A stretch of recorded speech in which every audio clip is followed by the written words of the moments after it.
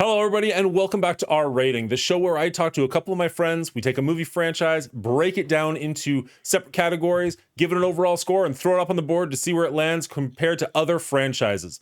This month, we're doing the Evil Dead franchise, and for the first week, we're actually going to take Evil Dead 1 and 2 and make it one episode. So let's get right into it right after this.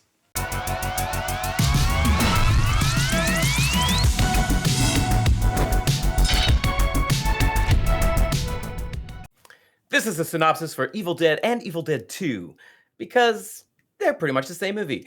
Before cell phones were in every pocket, Ashley J. Williams goes for a fun weekend in an abandoned cabin in the woods. Unfortunately, he inadvertently awakens evil, possessive spirits that gruesomely terrorize and taunt him. Ash must try to survive until dawn while being bathed in the blood of his friends, or find a way to close the horrific book of the dead for good. Let's get into the Evil Dead. We are going to cover the Evil Dead from 1981 and Evil Dead 2, which was, 86 release? 87? 87. We're going to cover both movies at the same time, not because, they're just terrible movies and we just want to skip right through them as fast as possible, but because the Evil Dead 2 is kind of like a sequel, not quite remake. It's like a requel. Quoting Bruce Campbell. I was going to say that's Bruce Campbell's exact words. Sounds about right. Yeah, it is a requel where they were trying to further the story, but didn't have the rights to the original movie, so they had to remake the movie in a way that they could push the story forward at the same time. Is that why? I missed that. That's why? Yeah. So they couldn't get the rights because the Alliance Cinema or whatever it's called. New Line Cinema, New Line, I think it was. Yeah, New Line Cinema owned the rights to the picture, but they weren't producing the second movie. They had a different producer for the movie, and so they couldn't use they couldn't just use that. They couldn't just do that. So they had to retell the story over again in its own right, and that's why it's like a 15-minute recap of the first film, kind of shortened, tightened up, quickened. And then they get into the elements of the second movie as it was intended to be. Yeah. Bruce Campbell was actually saying in that interview, or a very similar one at least, where he actually has people coming up to him all the time and being like, why would you go back to the cabin? And he's like, no, that wasn't the point. We didn't go back to the cabin. It was like a retelling of the first movie. Like, yeah, that's essentially just to get you caught up to speed. And then it takes off at the exact moment the first one ends. So you're supposed to think of it as like skip that first 5 minutes or whatever it is and start the movie right as soon as the ghoul is chasing him through the house and like catches him. That's where the movie starts, literally where the first one ended. Exactly, yes. And there's a point, spoiler alert, in the third one, Army of Darkness, where you can skip the first 5 minutes and go directly into where the second one left off, making this really one large, epic, amazing movie. Yeah. But it's separated into three pictures. Basically just the worst weekend ever for Ash. Exactly. Well, I mean, pretty bad for some of his friends as well. Well, that's fair. That's fair. Most of them don't make the weekend, though. Lived through it, sure. All right. So that's why we're doing this one kind of together, because the movie kind of lends itself to that in a way, each movie. So that being said, tonally, these are very, very different films. So I don't know about you guys. This is my first time seeing them since high school. And in high school, I didn't care for these movies whatsoever. Didn't like them at all. And that's why I never really went back to them. Going back to them this time, after so many years, I found a real appreciation for the first movie that I didn't expect. So that was actually really interesting for me, where there's a lot to criticize, but there's a lot to love about the first movie as well. Brian, you've been incredibly quiet, and I feel like this is your franchise. So I'm super curious to hear some words come from you. What do you think? What's your history with Evil Dead? Okay, I don't remember what I saw first, whether it was Evil Dead 2, or Army of Darkness. But I do know that when I did see Army of Darkness, I made sure to go back and watch Evil Dead 1 and Evil Dead 2. I don't remember, however, them being so drastically different, even though they're similar. Yep. Mm-hmm. To me, I really... to kind of give it away, I enjoyed Evil Dead 1 more than I enjoyed Evil Dead 2. I really like the practical effects in Evil Dead 1. I liked this horror, gross, blood guts stuff. And then in Evil Dead 2, it felt like it pivoted to a more mental thing until about halfway through when they introduced a whole bunch of new cast members. And it kind of felt like Evil Dead 1 all over again with different cast members, sort of thing. It was a little all over the place.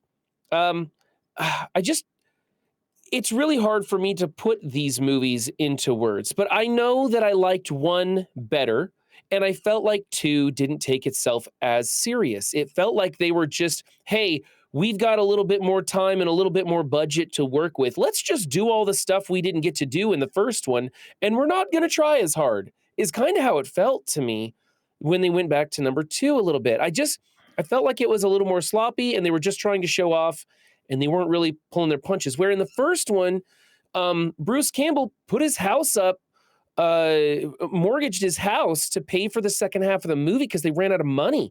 You know his heart was in it to make that thing work. And I felt that in the first movie. I felt that even though it was over the top, that they really tried hard. And in the second movie, I just felt like they're like, this one's already in the bag. We got the name brand recognition, so let's just do some fun stuff. That's just how I felt going into the second one. Still good, but I didn't enjoy it as thoroughly as the first one, even though the first one was so discombobulated. I don't know. There's a lot going on here. That's why I didn't just jump in, because words are falling out of my mouth right now. There's just so much for me to go over. No, that's fine. It's interesting because I was trying to no criticism here. I was trying to spread that out a little bit, but you just took every note I had about these 2 movies and put all of them right on Front Street. Like, having not seen them in so long. No, you're good. You're totally good. Let you guys go, and I was going to jump in on a piece here and a piece there, but no. I'm sorry for asking your opinion. Pandora's box. You open that thing up, it just flows out. I agree with everything you just said. I was shocked how much I enjoyed the first movie. I don't think it's great, but I was shocked with how much I enjoyed it when I was actually sitting there taking notes. I was looking, I'm like, these are really good camera angles. Like, this is really good sound effects. This is really great music for a horror movie. Like, it sets the atmosphere so perfectly. The sound effects are just creepy enough. Some of them are a little repetitive. We'll talk about that. But it works so perfectly. Some of the camera angles, you can tell he's trying. Like, as a new director, he is trying new things that I don't know were that prevalent in 1981. Certainly not at the budget that he was working at. Like, it reminded me so much more, like, one of my favorite directors is Kevin Smith. Say what you will. It reminded me very much of Clerks, where, like, this is just a guy who decided to make a film and just went for it. Like, as you said, like, he had to, like, mortgage his house to get this thing made. Like, this was just a passion project through and through. And unfortunately, he couldn't really afford actors or great makeup, but you kind of get through with... You kind of don't care. Like, there's enough heart to this movie, as weird as that sounds, that you let a lot of those things go, and there's enough things done right that you let the stuff that isn't done right go. Like, it kind of succeeds despite itself to some extent. Does that make sense? Yeah. And then the second one came along. I watched both of these back to back with friends from high school. Both of them are bigger fans of these movies than I am, and we watched them back to back. And I was shocked at how much I enjoyed the first one, and shocked by how different and much I didn't like the second one. Like, it felt like the first one was trying to do something and didn't quite have the skill to get it done. And the second one, they stopped trying to do something and they just went full Three Stooges horror. And it just did not work for me whatsoever. And the claymation was terrible. Yeah. I've been saying for years, I don't like Sam Raimi. You said that the special effects were low budget in the first one. I liked them so much better than that claymation crap that they used in the second one. That one was just, I don't know. I've seen some bad CGI that didn't piss me off as much as that. Like, it was. I didn't say it was good in the second one either. Okay. Now, I've been saying, I want to jump in here a little bit. Sure. Because you guys are saying maybe that this one didn't have the heart. They were kind of just like doing. No, I said it does have heart. No, the second one. Okay. And it's, which is funny, and I don't want to like take that thought away from you. That's your opinion, and that's how it feels. That's fine. But just to let you know, after the success of The Evil Dead, they went and made another movie called Crime Wave, which bombed, brutally bombed. And so Sam Raimi was like, okay, well, how do we save our careers?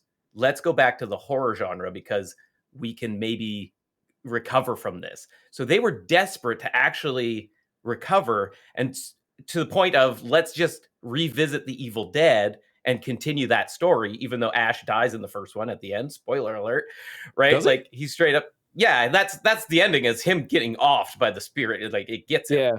Okay. Right. So they changed that, being like, oh, maybe he doesn't die. So he just knocks him across and he becomes possessed, and then he's not possessed, and it's a whole thing. But I think they desperately wanted to make this movie a success.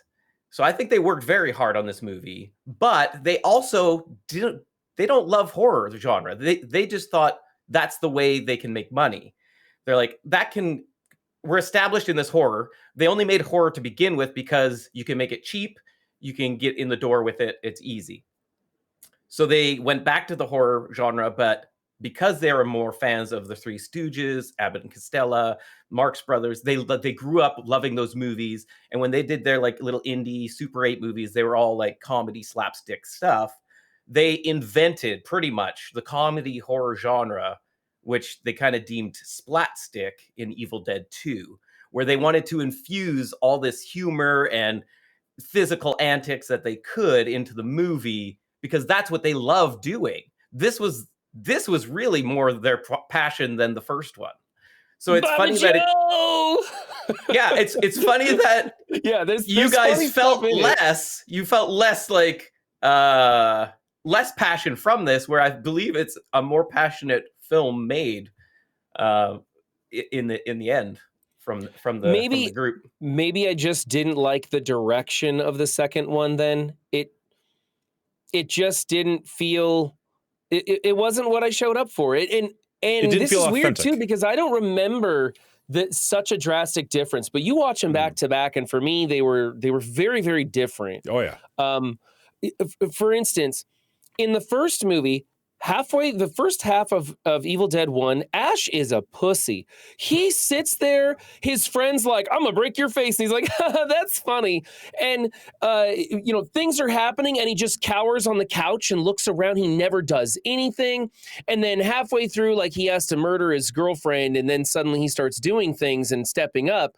But he's kind of a big wuss. In the second one, he's just full bore going on. Now, of course, that's kind of the story, right? He evolved in the first one, even though it was like the flip of a switch when he finally just like shakes it off and starts going. I guess he had to kill Scotty before he finally woke up and took charge. Scotty was the man in the beginning. He might have been an asshole, but he took care of business. No, he doesn't. And Ash just stood around watching things. All right, I'm gonna disagree so hard on this one.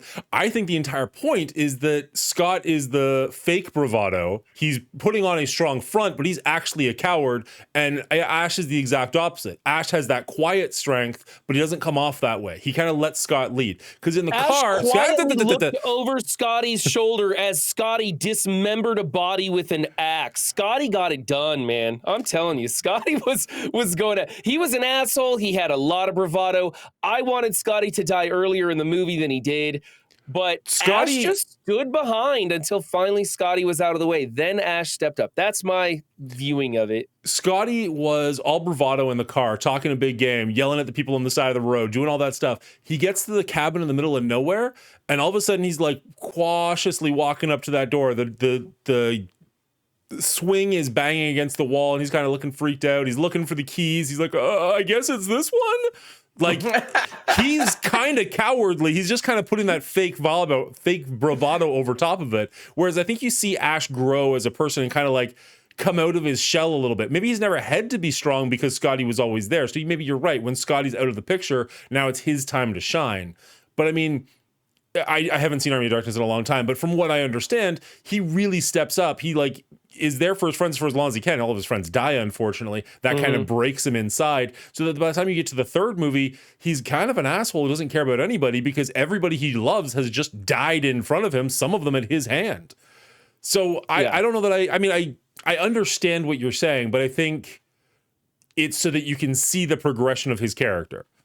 I just felt the progression was a little too rapid. It happened kind of suddenly. I just kept, If it didn't, he's dead. I remember Army of Darkness, and I'm watching Evil Dead 1, and I'm like, why is Ash just sitting there? Why is he just staring? Why is he just like, why is he letting all this happen? Mm-hmm. And then Scotty dies, and Ash is like, okay, time to get out the chainsaw. And it takes off then. He's an everyman. He's your way into the film. You can watch the movie as him and you're like, what is going on? Because you don't know what's happening. If he walked in there with a boomstick on the first episode like Arnold Schwarzenegger and just started shooting deadites the second they showed up, you'd be like, well, A, the movie would be like 5 minutes long. And B, you'd just be like, whatever. But like you kind of see the progression. You can kind of go like, great 5 minutes. Yeah, it's fair. You got yourself a plot there. I think it was really interesting how this movie did Evil Dead 1 specifically. I have so much more to say about Evil Dead 1 than Evil Dead 2. Like Evil Dead 2, like that's why I was like, I don't want to do 2 episodes because like I have no idea what I'm going to say for an hour about Evil Dead 2. I'll just be like, wasn't for me. Moving on. Evil Dead 1, I thought did a really good job of kind of giving you everything you needed for the story in the first little bit, right? You get like 5 minutes in the car with these people. You understand what you're doing. You're going out to the middle of absolute nowhere. You can kind of see that like, you know, they're not just like 10 minutes from a town. Like they are nowhere land. You can see the dynamics between the couples and the different people in the vehicle. Once they get to the cabin, you very quickly discover the basement that's creepy, the book, the weaponry, like everything you kind of need for this entire movie is set up relatively quickly. And then it all just spirals out of control from there. But I think it does a good job of giving you what you need to see in order to get where you need to go. There's no, what do you call this? Like Deus Ex moments in this movie because everything is preemptively given to you earlier on. Do you agree with that, Will?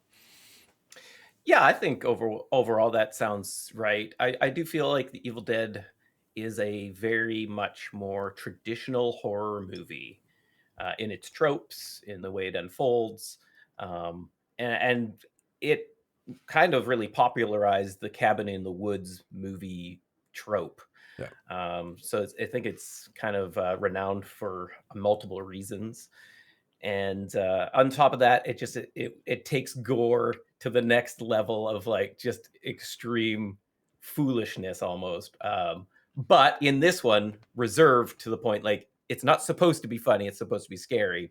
And when it was released in '81, it was very scary for people. Just the amount of gratuitous violence was quite over the top, and that's kind of what got people terrified in the seats when it released, right? I mean, woman got raped by a bush, so. I mean, that was, and to this day, is still a very epic scene. Yeah. But like super creep city, I right? so desperately wanted to talk about that, and I wanted to stay away from that specific word, but oh well, you beat me to it. Yeah, you might maybe put It's 100% what happened. Disclaimer at the beginning of the. I'm already marking the time, be like censored. Again, watch out. Yeah. That scene, I mean, we were laughing about it at the time. It's really weird, and it goes on for a shockingly long time for what it is. And it's just one of those, like, you can't help but look at it and be like, you know how Quentin Tarantino puts women's feet in every single one of his movies? I think this is saying more about Sam Raimi than I think he meant to say about Sam Raimi. I think this is one of the few points of the movie where, like, I don't know if they would cut this out because it's kind of how the whole thing gets started. But, like, I feel like this is going to be the biggest tripping moment for a lot of people if they're just coming into this blindly. Mm-hmm. But you know what? With demonic possession and when you deal with demonic stuff like that, I notice the demonic aspects in movies are usually accentuated with an air of sexuality to them. This was kind of that moment. There wasn't a lot of sexuality in it. There was a little bit of like flirtatious female demons, like teasing them in a way or something, but nothing really else. And this kind of like put that in there. I mean, we see stuff in The Exorcist, things like that, where there's an air of sexuality to it that makes it really horrifying because you're taking in all the aspects of humanity when the demon is possessing someone or doing something. And so I'm glad it was in this movie. Was it done perfectly? Maybe not. Was it over the top? Certainly. It was definitely a shocking moment. Number 2 didn't have a shocking moment like that, maybe. It had its own shocking moments, but that one they didn't redo. And I don't know. I thought it was good. I thought it added to the movie. It was definitely rough. Like everything in Evil Dead 1 was very rough, but I'm really glad they put it in there. And I think that we've seen a lot of that sort of thing in movies since then. And I appreciated that scene for what it was. That's fair. Yeah, I thought it fit the movie. I didn't think it was like crazy out of place because it's such a twisted concept to begin with. Like the Deadites and these evil spirits, they're not like just go and kill everybody. They're like taunting people. They are messing with people's heads Yeah. constantly, coming and going, you know, doing anything, just laughing, sitting laughing at you, you know, Yeah. not doing anything, but just sitting and laughing at you, like wildly laughing out of control. Like, so I didn't feel like it was out of place, but it was like shocking because it was one of the first things that happened, right? In the change to horror in this picture, right? So I think it really hits you hard Yeah. and says, okay, this is where we're going. Get ready, right? I Yeah. guess it makes sense in the sense like most of the Deadites seem to enjoy inflicting pain more so than like a zombie that needs to hurt you to sustain itself, right? Like they're almost more getting joy out of the act than anything else. So from that perspective, maybe, I don't know. We've talked about this for long. What do you think about the actual Deadites themselves, whether it be like makeup or personality types? I found personally his girlfriend sitting on the floor with a little bit less makeup and just kind of mocking him, kind of the creepiest one. Like there was no true threat coming from her from a good chunk of the movie. She was just kind of teasing him and like psychologically damaging him maybe, but she wasn't like actively trying to bite him or rip him apart or anything like that. And I found that actually a lot creepier than any of the other Deadites in this one. What do you think, Brian? I agree with that sentiment. Later, we're going to see in some other movies where there's a lot more communication with the Deadites, remembering them as they were people, and now seeing them being possessed by demons or whatever, you know, as Deadites. And I think that is a very scary thing, and it was something I enjoyed seeing. They played a little bit of that in 2 with the grandmother underneath the basement, you know, and she's sticking her head out and she's, you know, hush little baby, singing the lullaby and stuff. Not as creepy. They didn't pull it off as well with that. And of course, we didn't have time to get in touch with those characters as much. But I do like the possession and you mentioned earlier hurting the people that they're possessing. At one point, I can't remember which girl it was, but she like bites her own hand off. You know, like they just do weird stuff and they hurt themselves because they're hurting the person they're possessing and they're enjoying watching other people watch them damage this human being. And it's creepy, it's scary. And the effects that they used, though not top notch, were so much fun for me to watch when they do those horrific scenes. Yeah, I like the Deadites. I like how they kind of evolve. I liked, like you said, them coming in and out of the possession or trying to trick them. Even there's, I think it's the second one as well, where Linda's head is in the vice and she's like, don't hurt me, don't hurt me. I thought you said you'd protect me, Ash, and all We'll that. be I together think that's super forever. fun. I think that's super fun. And then, you know, Summerlist just straight up creepy looking. They're not even human anymore. They are just absolute creatures of horror and just deformity. And I like that too. I think it was a fun balance of like going back and forth, just switching it up to keep us guessing as an audience as well. Yeah. I will say I agree with Brian to an extent that I didn't really like the claymation in the movie. But at the same time, the only time in both of these movies that the hair on the back of my neck went up was during one of the claymation scenes. Like it just struck something so alien that it actually hit the back of my neck. Which one? It's been a minute. I want to say it's the one. Was it the giraffe or the ballerina? More the giraffe, I think. In the basement, I want to say. Oh, when she comes at him on the stairs and her face changes as she lunges at Ash? Yeah. So okay, maybe that's that what was a creepy. And it's like, I'm not saying it was a greatly done effect, but it just hit me right. He was so scared trying to get out of there. That's why I like that one myself. Yeah. So it did hit something animalistic for me, and I will give it props for that. I will agree with you that I didn't love the effect itself, but just something about it was so alien and so different. Whereas most of the other people were just like people with makeup on. You know, like it just didn't quite hit in quite the same way. Could it be done better? Absolutely. I'm looking forward to watching the remake of this because I think that one will be terrifying. Obviously not as fun, no Ash, stuff like that. But I think that'll be really, really interesting what they could do. Essentially, my understanding, I have not seen it, is that it'll be Evil Dead if they had a budget and technology. And I'm Right. curious Yeah. what that looks like.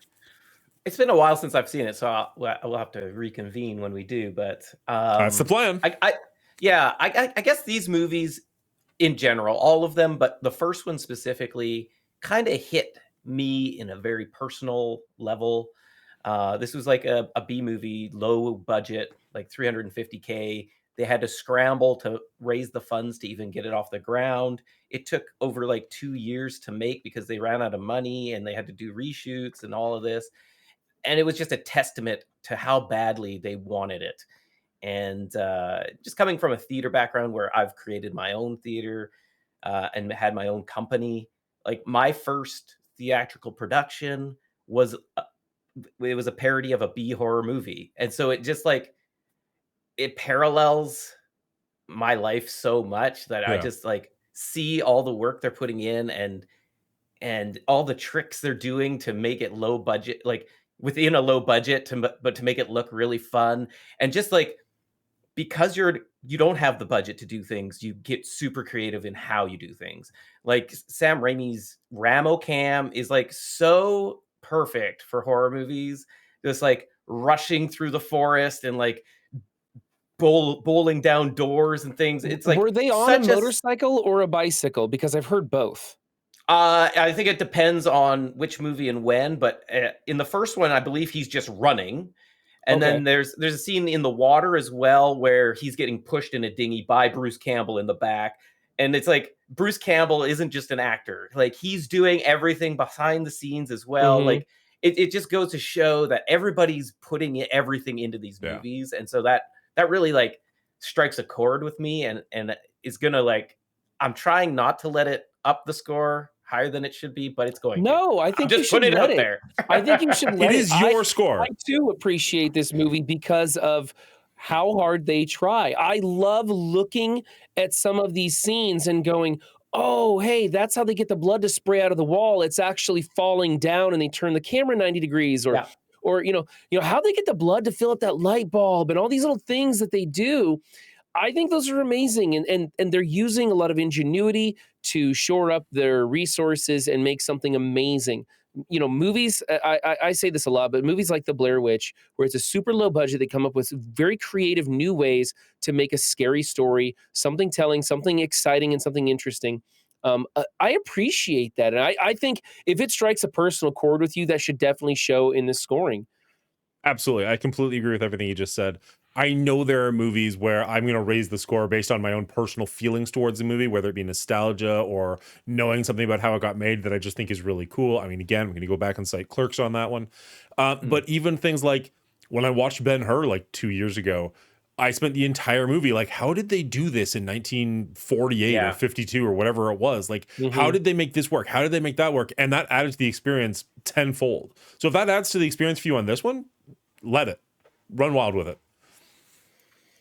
I will say to some extent, I do have to give Bruce Campbell serious props because he is doing a lot of physical acting in this movie, and I do not get the impression he had a budget for a stuntman. So my guess is he is doing a lot of physical acting in this movie.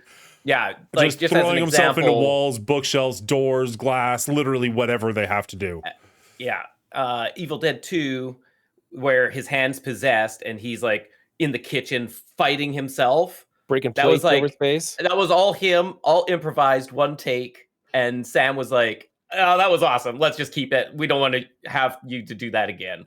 Yeah. And I thought like it was so good. It's like him being able to like segregate that hand, like he had no control over it, but like him acting, I thought he did a really good job on like separating the two entities and fighting himself. I thought as like an unknown physical actor, trained actor. He did a stellar job, and I think his physicality shows throughout these movies for sure. Yeah. These are the kinds of movies that I wish they hired somebody to follow around behind and film everything. Like document while everything? the documentation. Right. I love those behind the scene films of how movies are made. This would be a great one. That scene where Ash's hand is dragging him across the floor inch by inch. I want the wide angle shot of who's pushing Ash, because he couldn't pull himself by his own fingers, right? Yeah. But like that looked cool. It looked real. It looked it was fun. like his hand was really doing it, And so yeah, these movies were super fun to watch from a technical perspective. I felt the first one was scarier than the second one, but the second one still had some pretty scary stuff. I felt the basement scenes in number 2 were way more scary than anything in the first one. That was a crazy, weird basement. There were lots of little things that were wrong. What do they call them? Continuity issues. Oh yeah. Right? Where somebody's hair length changes or their hair color changes. There were tons and tons and tons of scenes. Makeup changes where drastically. someone was absolutely drenched in blood and they turn around and they've got like a little dribble on their shirt. Yeah. Tons of those scenes happen all the time because they used a lot of fake blood in this movie. Oh yeah. And fake other things. Like milk. And green ooze stuff. Milk and like green all kinds goo of and weird stuff. shit. In the second one, there's a lot of green blood everywhere. There was some cool little Easter eggs that they hid in the background. In one scene, you can see Freddy Krueger's claws hanging in there. Really? And that was to pay tribute because in one of the Nightmare on Elm Street movies, in the background, Evil Dead 1 was playing on the TV. And so in Evil Dead 2, they hung Freddy Krueger's claws in the work shed when he goes to get the chainsaw. And you can see it behind him after he attaches it to his hand and cuts the barrel of his gun off. You can see it hanging on the door there. And a couple of other little things throughout the movie that were really fun. And there's just a lot to be had watching these movies. I very much enjoyed going back and seeing them a second time, or Just 15th time, whatever I saw them. Just to jump on that, like fun little tidbits, there was also the Hills Have Eyes poster in the first one, I believe, and it's ripped in half. And that was a call out to Jaws appearing in the Hills Have Eyes poster, because Jaws was like quoted as being the scariest movie of all time. So the Hills Have Eyes put that poster in their movie, kind of claiming they're going to be the scariest movie of all time. So Evil Dead put it in their movie saying, no, ours is going to be the scariest movie of all time. So it was like a really fun little nice Easter egg in there for that as well. I saw the Hills Have Eyes poster. I didn't know that background though. That's interesting. Yeah, there's lots of fun little things in this movie, in both movies. There's also Run was saying something about the basement. I can't remember what I was going to go off on. There was the pages drop in the water, and then he immediately picks them up, and they're all dry. Oh yeah, a bunch of the continuity, especially in the first one. Not so much in the second one is there continuity issues. The first one again comes from them spending over 2 years and having to reshoot. A lot of the actors left after the first initial shoot, which was like 3 weeks or something, and they had like. It was like super cold. They were sleeping inside the cabin. Like conditions were horrible. And then it was just Bruce and Sam and his brother. Like his brother played a bunch of, his brother was playing a bunch of they call them fake Shemps, which is another like Three Stooges reference. Okay. To like be in the makeup and as the ghouls instead of the actual actors, right? Because they had left the project already. So there's all kinds of continuity things. Bruce Campbell was like 2 years older, so he looked physically larger. He looks different. His hair is different. So there's tons of continuity errors because of that. But again, I'd like give it leeway because it kind of gives it kind of its like B horror movie. It's kind of where the charm comes from. Yeah, for sure.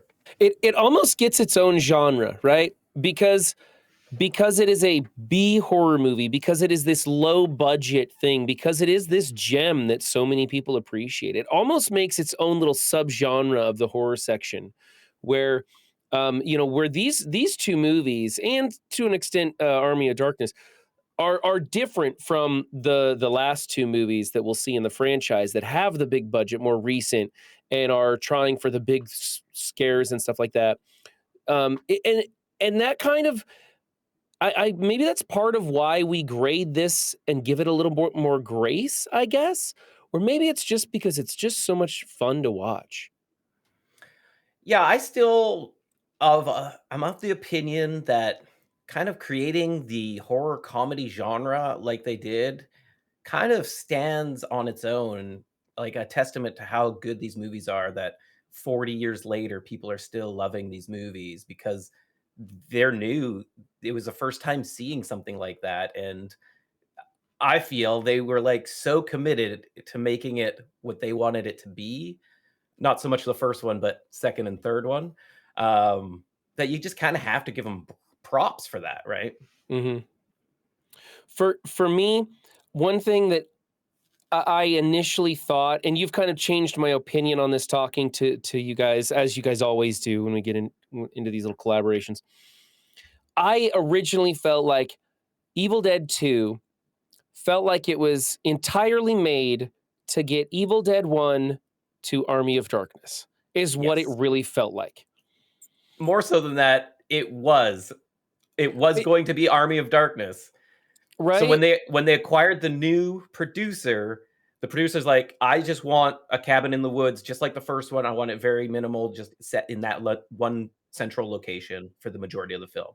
So Sam Raimi was like, "I wanted to do the Army of Darkness script, but revamped it to, like, expand on the first storyline and then lead Okay. into Army of Darkness." So I'm not out of line thinking that. Yep, you're Okay, not because out of it line at really, I all. mean, right? There's the first 10 minutes, which recaps, readjusts, whatever.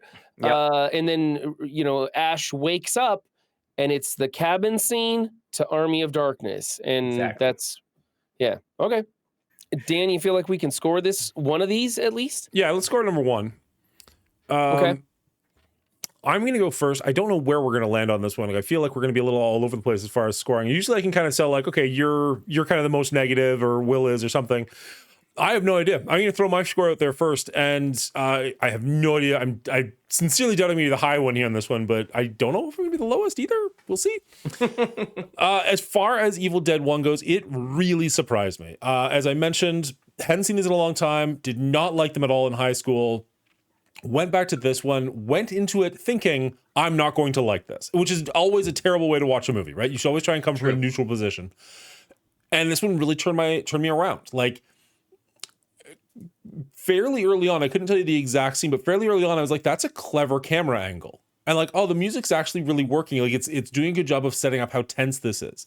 And it was kind of like, oh, all these little things I can appreciate. Yes, the acting is not very good in the first one, unfortunately. You can disagree with me on that if you want, but it's No, just no, not. no arguments. The makeup is hit and miss, but there are enough things in this one that are really, really well done. And it feels like such a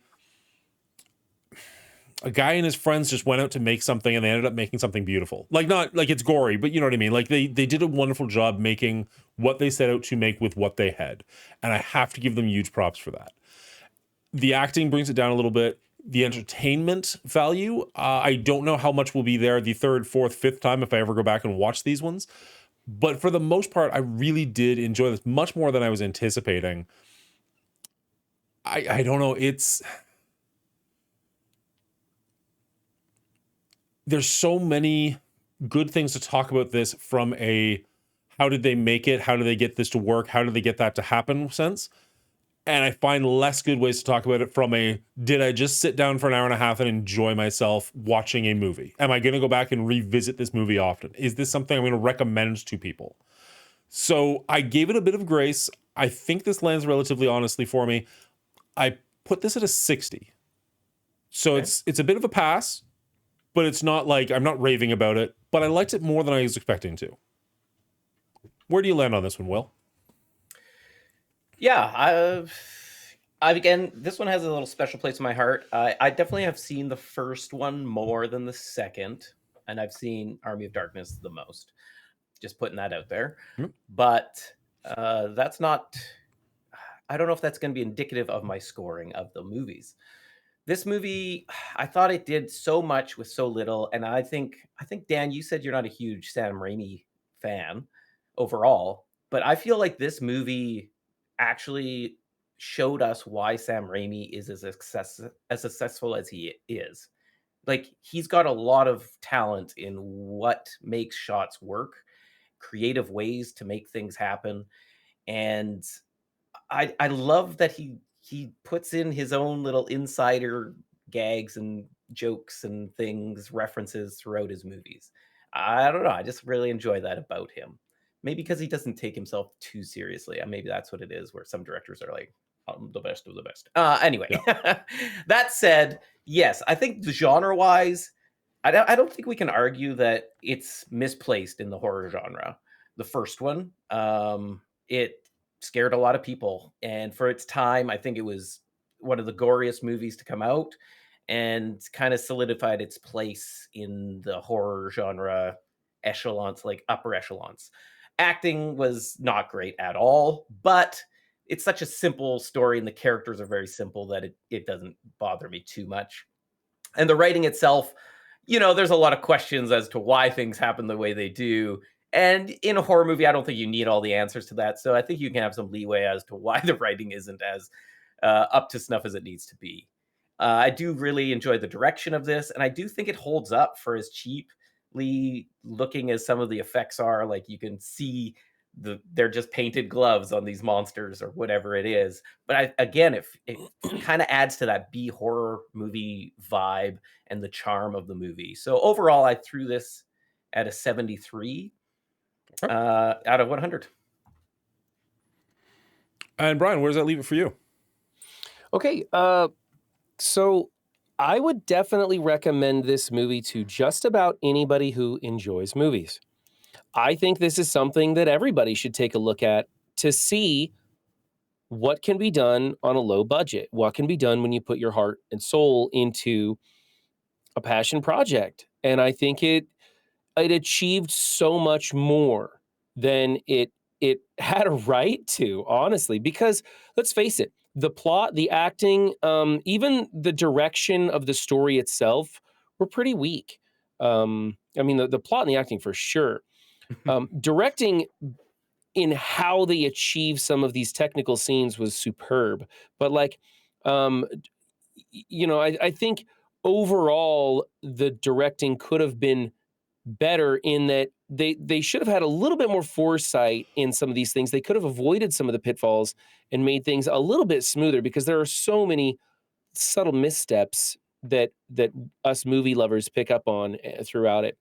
The effects were absolutely stellar for its time, for its budget, and frankly, I think that those effects actually hold up. They're a lot of fun to watch, even in this day and age, when so often horror movies are taking an easy way out from making something look scary and gory and disgusting and make you cringe and make the hair tingle on the back of your neck.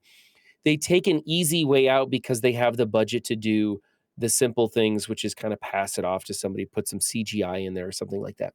So these practical effects were amazing, and the story behind how they're pulled off is amazingly done. The one thing that really pushes this movie, and you don't even notice it until you stop to think about it, is the sound effects and the music to it. It really gets you into the moment, into the mood of watching this movie. The When the demon is moving through the woods or bursting through the house, and you hear that kind of sound, and then it instantly changes to somebody else's view who hears nothing. That stark, drastic change in that sound effect just rivets you, whether you like it or it annoys you or makes you cringe. You're watching, you're paying attention when that is happening. I've never seen anything like that in any other movie, to tell you the truth. That hard, that clash of sound effects, little things like that throughout this film make it great. Um, it's just so much fun to watch. So for me, I enjoy this a lot, and I'm actually surprised I'm giving this a higher score than Will, but I came out at 79 on this one. I thought Evil Dead 1 is a masterpiece in its own right, even with all its flaws. I am a little shocked you went as high as that, but that's awesome. That gives our rating of Evil Dead a 71 overall, I'm okay with that. which I'm okay isn't with that bad. too. It's a Now, fun movie. going into Evil Dead 2, is something I wanted to say earlier on, but I didn't quite get the chance. I have said a couple of times, quite a few times actually, I'm not a Sam Raimi fan. There's not very many movies of his that I enjoyed. I watched Evil Dead 1 and 2 with a friend, and I watched the first one, and I was like, was I wrong? Like, is he actually really kind of brilliant? Like, I actually enjoyed this way more than I thought I was going to. And then we watched Evil Dead 2, and I was like, nope, I just don't like his comedy. That's what it actually is I don't find his comedy funny. And so when Evil Dead 2 is primarily a slapstick comedy, I found it fucking tedious. I'm sorry. I know a lot of people love these movies. Head being bashed into the wall all the time. There were a couple of times, like, a movie can be bad overall and you can still enjoy like moments of it, right? Like, it's not like I hated 100% of this movie. But I really didn't enjoy this one. Now, I will say, as much as I just said the comedy, you reminded me of one thing there, Brian, when you were talking about the sound building up as it's like chasing somebody. There's one scene where it's chasing a girl towards the house, and then she like gets inside the door, and it's like, oh, and like it makes this like sad noise. I died. You got me on that one, Sam. That one was hilarious. But overall, so much of this just fell so flat for me. So while some of the things that worked in the first one, camera angles, sound effects, stuff like that, the enjoyment of number 2 was so much lower for me. The comedy of it did nothing for me. The acting in the first one wasn't great, but it felt like they were trying. In the second one wasn't great, and it felt like they didn't care. And now you can disagree with me and say, no, they're trying to be more comedic. They're trying to do whatever they want. But that was the impression I left when I was watching the movie. It felt like it didn't work for you. They were banking on name recognition instead of actually trying to be like, let's make something great. It felt like they were trying to make something great with the first one, and they were just trying to make a buck with the second one. I realized I'm going to get so much hate on the internet for this because this is a well-loved franchise. But I got to be honest, this one just did not hit the mark for me. Now, it did do some things right, and overall, I can still appreciate this on some level. So I did give it a 30, as opposed to like, you know, really getting down there with the Highlander franchise. But overall, like, I could go back and watch Evil Dead 1 again. I don't think I'm ever going to watch Evil Dead 2 again. Wow, you tanked this. I'm sorry, guys. I did not care for this whatsoever, and I'm so curious and nervous to watch Army of Darkness. Oh my god! Wait, you've seen Army of Darkness like when I was like 18. I've not seen it since. I could not tell you anything except for the skeletons are kind of funny. Get ready. You didn't like the comedy in this. I know. I don't like the comedy in Spider-Man. I don't like the comedy in Doctor Strange. I don't like Sam Raimi's comedy. Wow. All right. Okay. Let's go to you, cleaning agent. What do you got? Yeah, I enjoyed the mashup. I enjoyed that there is still scary parts in this movie. I enjoyed that they went with what they know, which is slapstick comedy, and just the idea of blending those two seems like it should just be like oil and water, but somehow they made it work for me. I loved it. I loved the machismo that Ash becomes in this movie, and you will see tenfold in Army of Darkness, but just like him being like, you know what? The balance between him being like, I got this, and him being completely out of his mind crazy. I loved that. I love the back and forth. I thought it was, again, in this movie, like the first, they keep you guessing as to what's going to happen next because you don't know if it's going to be a serious horrific event or a slapstick comedy routine. And I thought that was like super fun how they could twist the genre on its head that way and still keep all the elements of a horror movie intact. So I guess I like Sam Raimi, and you can go to hell, Dan. Wow. Okay. Episode 6. There won't be a 7th. No, I'm just joking. Obviously, I know. That's my humor. So anyway, yeah, I don't know. Maybe Dan, may I ask? Did you grow up watching Three Stooges or Abbott and Costello or any of those? No. Okay. So maybe that's part I don't know that I've ever seen. I mean, I've seen some skits from Abbott and Costello, but like, you know, who's on first kind of stuff, which I actually do find quite funny. Right. Three Stooges has never been my bag. Like, even as a kid, I remember being like, this is dumb. So that totally tracks. That in my mind, it was like, you're obviously not going to be a fan of them if you didn't like this. Like, it's so ingrained in this movie that it just was like, if you don't like it, you don't like it, and that's totally legit. That's totally legit. Yeah. But yeah, aside from that, I feel like this movie, it had more budget, so they went bigger with everything, and they chose to go the direction that they loved, which I appreciate that. Um, they're like, oh, we have to save our careers, but we're going to do it our way, and I can commend them for doing that, even if it's not everybody's a favorite combination of genres. Yeah, I think the story was a little bit more fleshed out, which was nice. Fleshed, good one. Wah, I wah. feel like Ash didn't really have time to develop a character, but was like, because he was literally having shit thrown on him constantly in this film, that he just had time to react, which was fine by me. I didn't mind that they brought in the other characters to give them, more deadites throughout the film. I think that was fine. The story itself, maybe it's a weird direction they took. Like, they're trying to extend this, and that may be the biggest complaint I have, is like, Evil Dead was a standalone. It was quite a closed story, and they forced it to continue, which is weird. And maybe that doesn't quite fit well or settle well. And I can totally get that. But because of all the other like fun entertainment value in this, I kind of let it go a little bit, because you just kind of fall in love with Ash's character a little bit in this, more than the first one. And then it just sets it up for the third one so well, I feel. So anyway, overall, I felt genre-wise, it invented a genre. So I can't fault it in any way. It literally invented a genre, as far as I'm concerned. The splat stick horror comedy genre. Acting, maybe slightly better, but not great, obviously.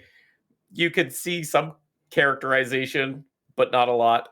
Writing, again, slightly better than the first one, because they did kind of try to elaborate the story and why things are happening a little bit more. Direction, I felt, was similar to the first. Sam's doing his thing, whether you like it or not, Dan. And I feel this one holds up again. I mean, again, you can't go 30, 40 years and people still raving about these movies and not say it doesn't hold up. I liked the over-the-top deadite makeups in these. Like, they went off the wall crazy with some of the special effects, and I appreciated that. Maybe not to everybody's taste. Overall, 77 out of 100, up slightly from the first for me, even though I prefer watching the first movie. Interesting. This is an improvement for you. Okay. Yep. Where do you land, Brian? Okay. Well, as always, you guys are both wrong. So, for me, the second movie was so much more challenging to encompass than the first one, because, like Clean says, the first one was a standalone movie and it could have just ended. And the thing is you can't get from the first movie to Army of Darkness, because you need to see Ash's progression and change in his character, which happens in number 2. Yeah. All the things you guys talk about, the change in budget, the years passed, the cast, they extend the cast. I will say, I thought the acting in number 2 was worse than number 1. I felt there were some serious low points in number 1, but in number 2, it was like all kind of the same, and as an average, just below number 1 for me. I felt that those characters were very one-dimensional, and they used more like colorization to track those characters. You had the guy in blue overalls, you had Nancy in her yellow shirt, you had Bobby Joe in her white shirt, and they were like these almost like color contrasts. You had the other guy in his tan pants who didn't last very long. And then, of course, Ash, who's kind of he's Ash, right? He's covered in blood most of the time. That's one thing I would have liked to have seen, is the extensive use of blood and gore in both movies, but especially in number 2. And they would turn around and they'd be clean again. And I wanted to see Ash accumulate this damage, which he takes so much damage in number 2. And I didn't realize that was a joke. I'm kind of with Dan. I don't get that humor, but it didn't bother me. I just didn't get the joke. I just thought this is just a guy being physically abused constantly throughout the movie. And that's kind of the torment that these demons are putting him through. And so it was fine. It didn't really add or take away for me. And I didn't get quite as much humor out of number 2 as Clean did, but it was still solid. For me, the direction on number 2, it seemed all over the place. There was the mental sequence when Ash is just losing his mind, and that's like it was just him losing his mind for a period of time. And then you introduce new characters, a third of the way into the movie. At one point, they're listening to an audio tape and they're like, she was buried in the basement, and out pops a new character. Just like that. And I was like, what? Really? You just wrote that in with a line of dialogue. Okay, whatever. So there was like just the flow of the movie was a little weird and everything. Not a deal breaker, but it was, I don't know. I just think it could have used a little bit more polish. I think a lot of this movie just felt like it needed a little bit more something to really make it work. Once again, the sound for this movie was amazing. That's what really helped me stay in it, helped me be excited, helped me be scared, helped me be on the edge of my seat, is the sound effects, the scoring, all of that. The movie doesn't hold up quite as well as the first one for me. The claymation scenes just take me out of the film. It is something that happens to me as a viewer, and I'm like, oh, we're doing this now. Okay.